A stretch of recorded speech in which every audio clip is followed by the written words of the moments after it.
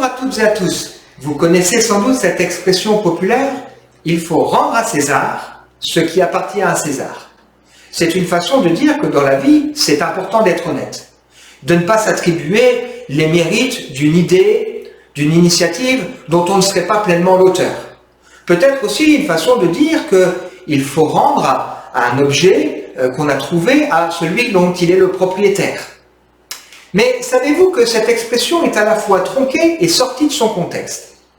C'est une expression populaire qui trouve son origine dans la Bible, dans la bouche même de celui qui est le plus grand sage de tous les temps, en même temps, quelque part, un révolutionnaire, dans la bouche même de Jésus. Jésus a souvent dérangé, parce qu'il a bousculé les codes. Il a bousculé les codes, notamment en laissant venir à lui les petits-enfants. Il a bousculé les codes dans ses relations avec les gens qui sont malades, ou il a bousculé les codes avec les religieux, dont il a souvent dénoncé l'hypocrisie et la complication qu'ils ont donnée. Alors que les religieux cherchaient un moyen de piéger Jésus, ils se sont dit « on va venir et on va lui poser une question ». Ils se sont mis d'accord et ils sont allés trouver le Seigneur. D'une manière un petit peu astucieuse, « bon maître, toi qui enseignes toujours la vérité, qui ne fais pas de différence suivant les personnes, dis-nous donc, devons-nous payer ou pas les impôts à César ?» Ah, c'était une question difficile. Parce que si Jésus répondait « oui, il faut payer l'impôt à César », les Juifs de l'époque auraient dit « il nous encourage à aider notre envahisseur ». Si par contre Jésus avait dit « non, il ne faut pas payer l'impôt à César », eh bien il aurait été considéré comme quelqu'un qui s'opposait au pouvoir en place. C'était donc une question difficile.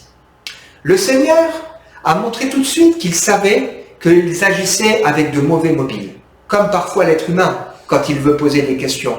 C'est pas pour avoir la réponse, mais c'est plutôt pour essayer de piéger. Alors il dénoncera leur hypocrisie et il leur dira « montrez-moi un peu une pièce ».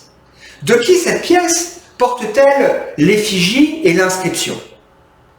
De César. Rendez donc à César ce qui appartient à César, mais rendez à Dieu ce qui appartient à Dieu.